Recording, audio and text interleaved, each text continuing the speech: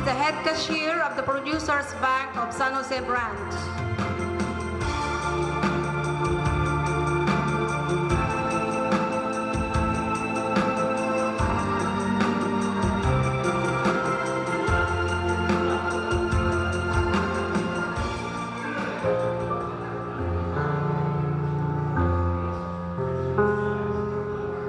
Our loving sister Beck, who passed at age 57 on July 4th,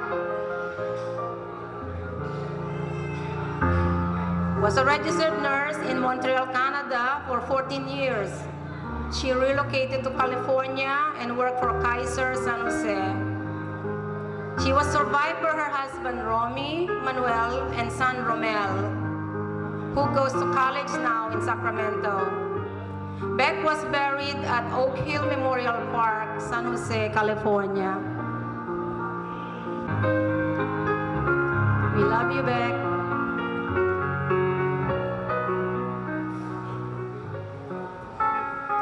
Now, this is our sister Priscilla Pressy, known as Betot by most of our relatives.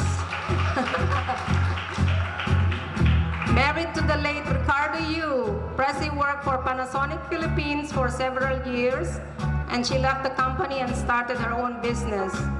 She has two daughters, Kathleen, who finished physical therapy, who works for Abbott Laboratories as medical rep, and Catherine, a pharmacist at Generics. She is remarried to Enrique Garcia, a school consultant. They now reside in Las Piñas. That's me, the Kim Mot, married to Edward Fern in Denmark, worked for the U.S. military base in Stuttgart, Germany, relocated to New York in 1989, became a real estate agent in New York, worked for 22 years and retired as project manager for AT&T, the largest telecom in the U.S. Active Eucharistic minister and Columbiad at Immaculate Conception in New Jersey. I'm now a dual citizen, took advantage of the company retirement and retired at age 58.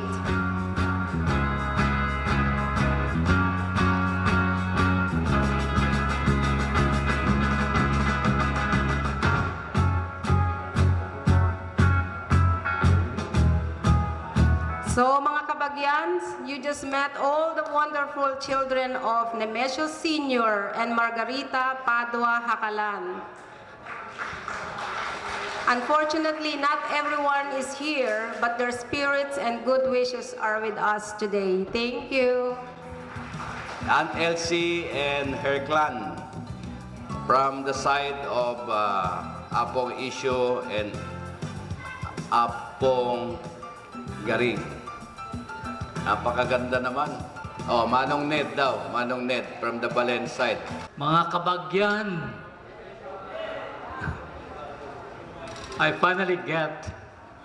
we finally get to meet some of our kamag-anak after I've been away from Lupao since 1961. Just to introduce ourselves, the Hakalan Valen family is the oldest second-generation family from Nemesio Hakalan Sr. and Marta Trinidad Hakalan. So we are the first, second generation. I mean, third. Second, I'm considering Nemesio Hakalan, Braulio Hakalan, Apong Balor, our Apongs. Apong Belen, Abelardo Hakalan, sino pa? Hervasio Hakalan. What else? Artemio Hakalan from Manila. And they have one sister who lived and died in San Isidro, Flora Hakalan Casero. Di niyo siguro alam yan. How many knew about the sister? Sa Apong Porang. O yun, isa lang. Uncle Joe, of course, and Auntie Eddie will know that. So there was a sister of the first generation Hakalan.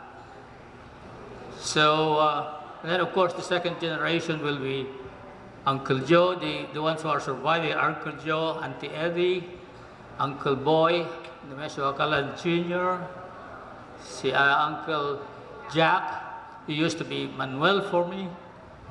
He grew up with us. And si Elsie, Beto first and then Elsie.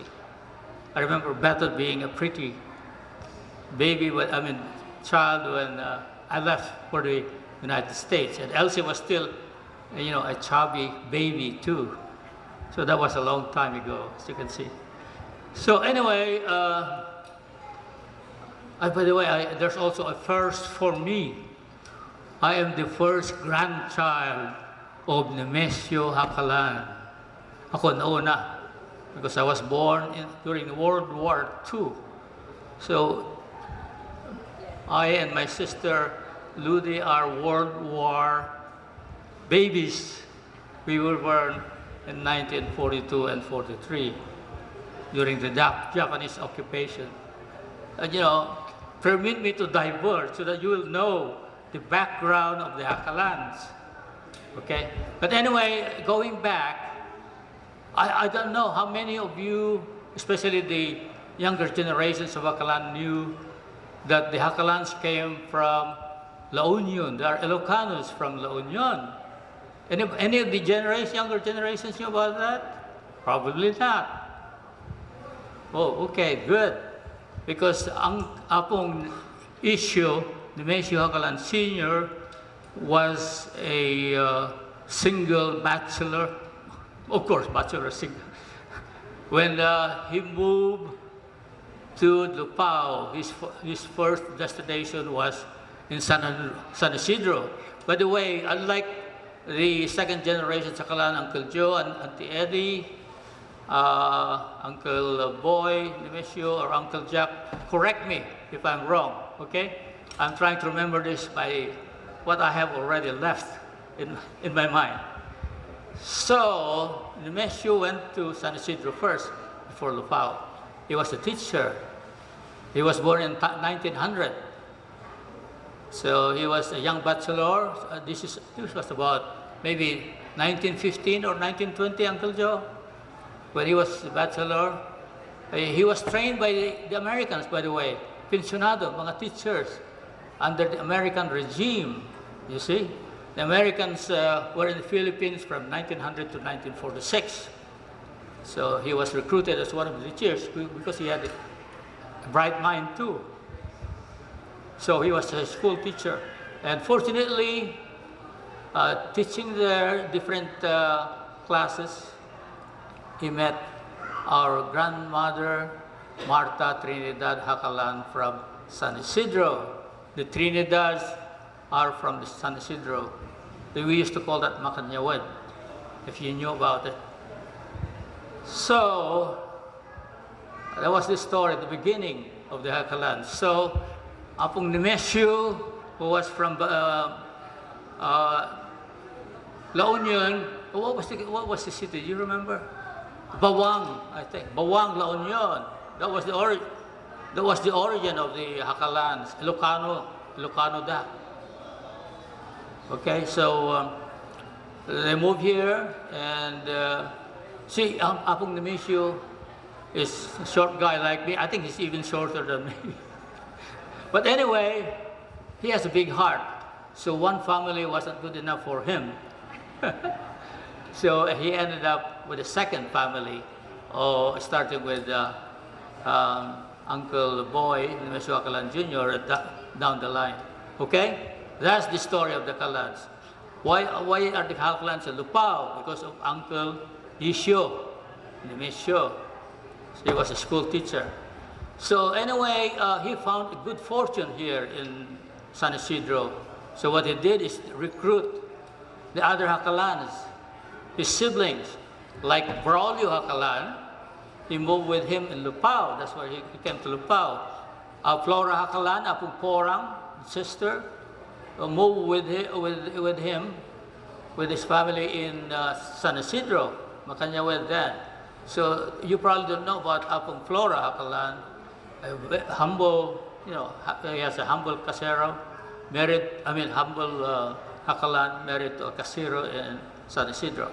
So that was the beginning of the Hakalans. That's why they are here in Lupao, because of Apong issue.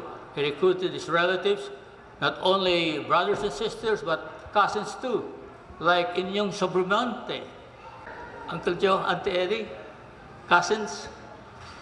He was the recruiter for the Hakalans in Lupao.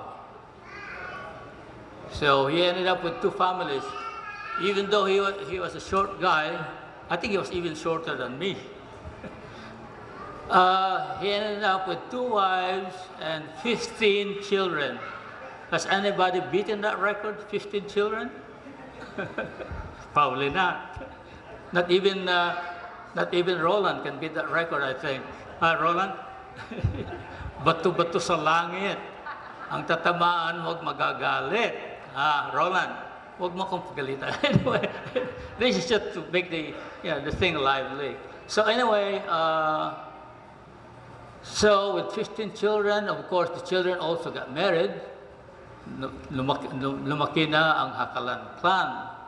It's in such a way that the Hakalan clan now has members all over the world. Hakalan Narag, and also a son of Uncle Tirso, si Tirso Hakalan Jr. is also in Saudi, right? Is it in Abu Dhabi? Abu Dhabi. See, they're all over the world. And of course, the Kalilan Hakalan of Korah were in Canada. They were in Canada. What other countries? Japan. We have Hakalans in Japan too, with Uncle Joe's family. So we're all over the world. I don't know whether we have Hakalans in England or Australia. Pero ba kayong alam? Do you know? Probably not. We don't know. So the Hakalans are all over the world now, starting with Uncle Isio. And not only that, they also represent several professions. We are lucky to have all the way from Father Rudolph. So, pare yan, father natin yan. And then we have professionals of several doctors, medical doctors, plenty of nurses, dentists from the Tirso Hakalan. What else? Pharmacists. Ano pa? Accountants, CPAs, lawyers, plenty of lawyers too, starting with Uncle Joe and my brother, of course, Edgar Hakalan Valen, and others. What else? Other professions. We have bankers like Harold. You know what? Do you know what I'm most proud of? Not the doctors or the nurses. We have plenty of nurses, but the teachers. The Hakalan is known for being educators. Marami tayong teachers and all over the world. So that is the Hakalan clan, and of course, dumami ng dumami. You know, this is just probably a portion of the Hakalan clan. Do you have anything else? So, there's something else. I think that's about it. I'm talking, impromptu. I didn't have any speech because I want to talk from my heart. Okay. So anyway, my sister Evelyn, the third in the family, will present the family tree. Magandang hapon po sa inyong lahat. Good afternoon, everyone. We are so happy to see all of our Kabagyan relatives, which are related to each other, of course, the Hakalan clan. And this is the first ever organized reunion for us to know each other, magband with each other, and the bottom line is to love and care for each other. Kagaya nga ng homily ni Father Rudolph, we have to love, spread love with our not only friends but kabagyan. Well, going to our own, very own family, nagkataon po na ang nanay namin ang panganay. Panganay ni Apong Isyo or Nomesio Hakalan. At ang pangalan niyo po, maybe a lot of you know our mother who was very dedicated, hardworking, and very good teacher not only sa Nueva Ecija, but in Metro Manila. We are so proud of our dear mother. She is Rosita Trinidad Hakalan, and married to another hardworking farmer teacher in San Isidro, Lupao, Nueva Ecija, Alejandrino Pajaret Valen. The origins of my tatay are from La Union too. So medyo may Ilocano blood tayo, di ba?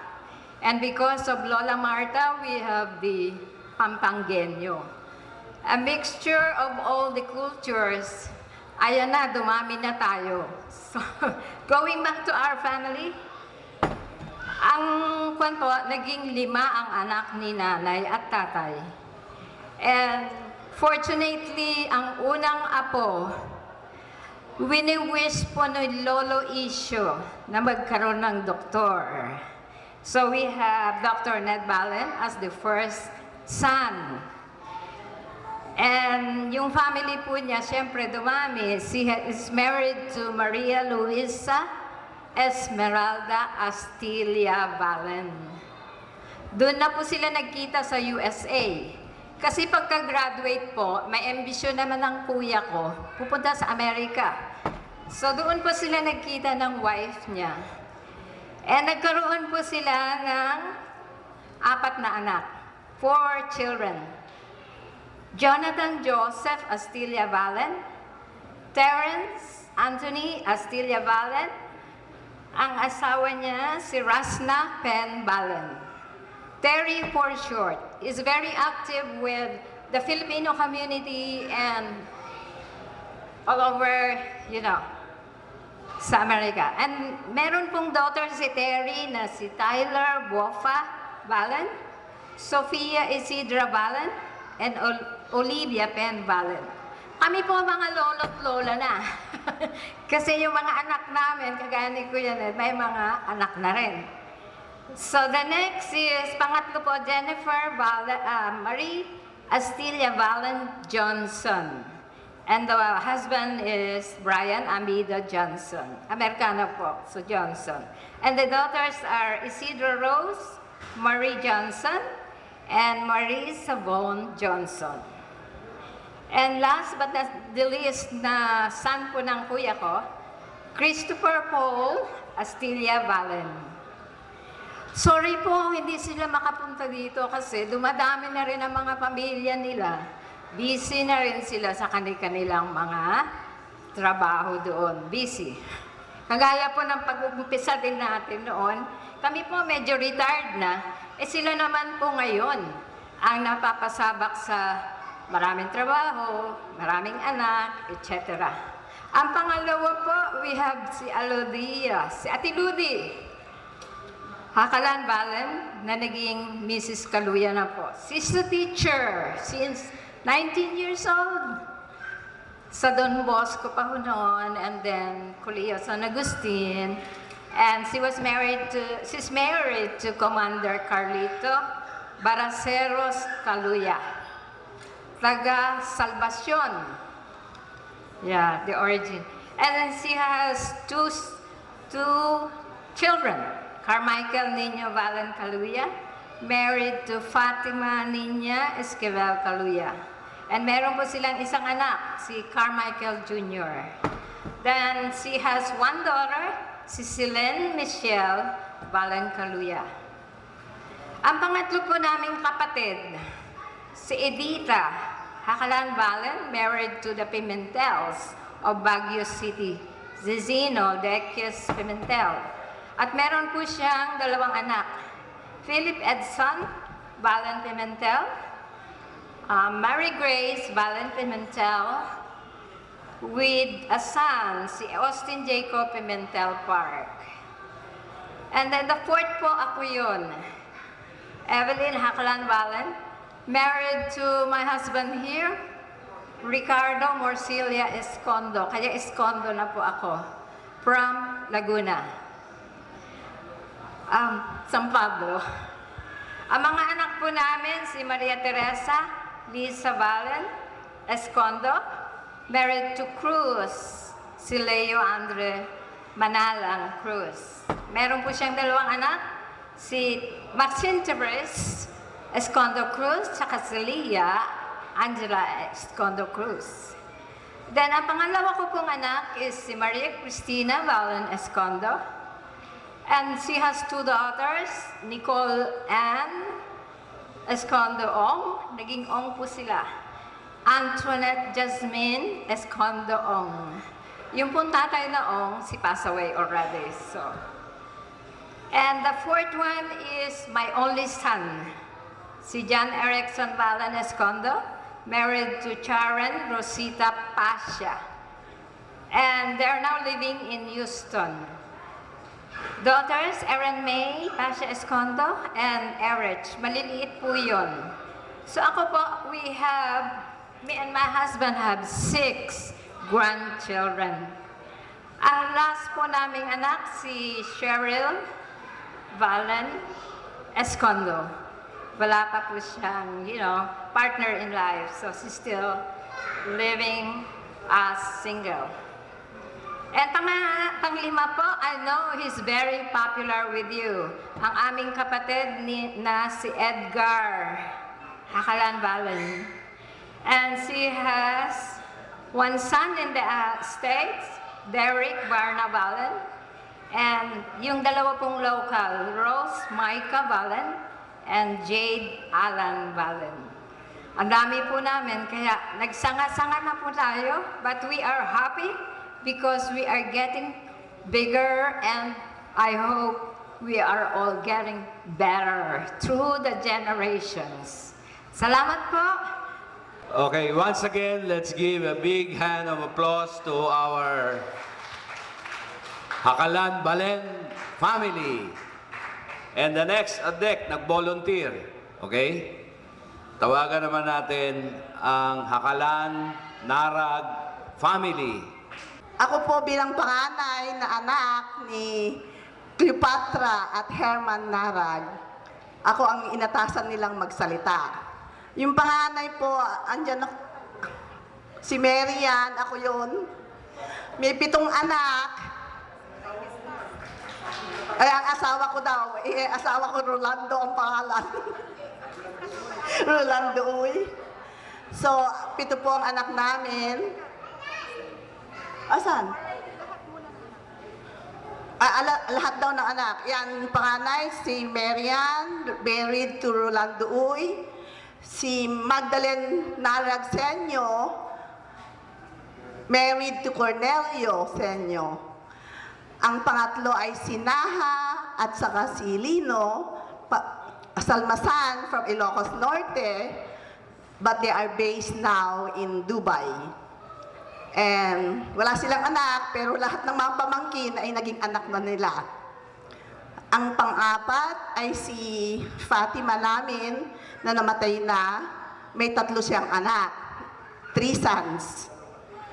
2 ang andito ngayon. Ang sumunod ay si Catherine Nara Galvan. Amerikano po ang asawa niya. At naka-base sila sa Seattle, Washington. May 3 silang anak. And si Dr. Narag, Frank Narag, married to Cecil, meron silang 4 na anak. Ayan po ang picture namin. Si asawa ko si Rolly. Ang panganay ko po ay si Genevieve Uy Benson na ngayon. She is a certified accountant of California. and currently working in Solano County as probation officer accountant. Ang pangalawa ay si Jenna. She is a registered nurse in ICU in Sutter Hospital. And the third is Gerald, married to Sharon. They are based in Canada. May isang anak sila, si Gia. And si Joseph, Joseph, dito ka. And may partner siya, si Baby Lynn. Wala pa po silang anak. Joseph is working at maganda naman ang trabaho din niya as software engineer. IT siya kasi. So, international ho ang kanyang company. Si Jasper, dito dumami ang apo ko, 4 ang anak niya. At siya ngayon ang naka-base sa Lupao. Si Romar, at my girlfriend, si Mara. Nurse din ho siya, pero hindi pa po siya nakapasa. Hindi pa siya nag-exam. Hindi pa siya nag-exam as nurse in the US. And the last is JM. Hindi ho makauwi. He's a student but working in a hotel as assistant chef. And birthday niya pala ngayon. So, yan ho ang family ko. So, Lenny, your family. Siguro ako nananalo sa sa apo-apo. 7 ang anak ko, pero 10 na rin ang apo ko. Professor po siya sa LaSalle at Miriam College. College professor siya. Married to Olive at meron silang smart na anak, si Inigo. And ito si beloved father natin, si Rodolfo. Siguro kailangan makapicture tayo. At si Alexander po yung pangatlo. Dominican seminarian din siya. Nasa seminary ngayon, hindi pwedeng lumabas. So, at ang bunso ay si Agustin, HRM in UST.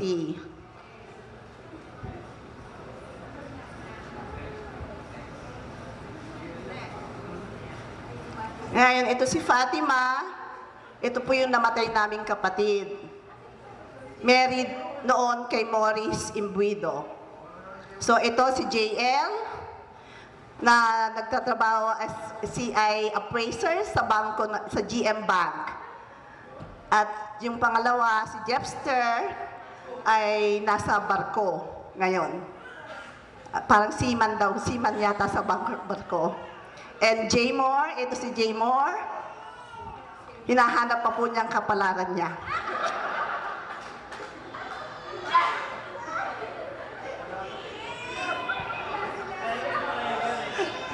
Eto po si Lino at saka Naha. So, si Lino at saka si Naha ho ay nasa Dubai for like 25 years o 30 years na. Matagal na ho sila sa Dubai. At marami ho silang naging anak. Naging anak na rin niya yung 3 anak ni Fatima. At mga anak naman namin, gustong pumunta ng Dubai, naging anak na rin niya. So, wala siyang anak pero iniintindi niya lahat ang mga pamangkin. At tuwing makausap ko siya, umiiyak siya kasi iniintindi niya talaga. Lalo na ho si Jaymore na humahanap ng kapalaran niya. Ito po si Catherine, married kay Wendell. At ang 3 anak niya parehong sports-minded lahat sila. They do sports like football, basketball, and softball. Magandang hapon po sa inyong lahat, sa mga kamag-anak, yung iba ngayon ko lang nakita, at salamat naman at nagkaroon tayo ng ganitong reunion. Magkakakilala naman tayo lahat, yung mga taga-Lupao, yung mga galing sa abroad, dati kong kakilala, malit pa siguro ako. Pero ako ang bunso na anak nag-iisang lalaki, nakita nyo, puro babae. Iba-iba na apelido, ako na lang ang nagdadala ng narag.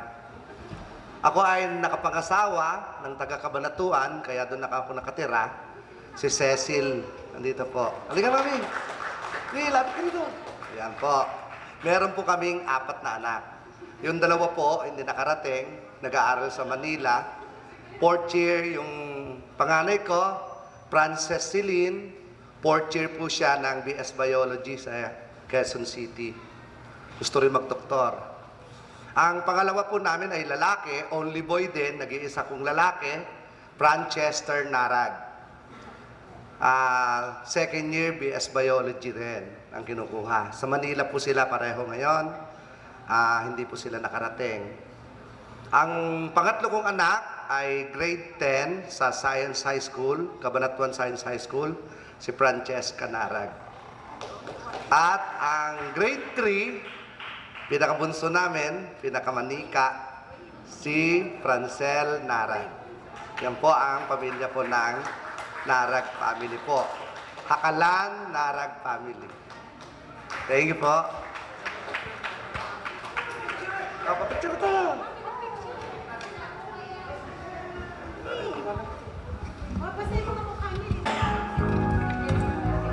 Thank you very much for sharing your family tree, the Hakalan Narag family tree. Palakpakan ulit natin sila.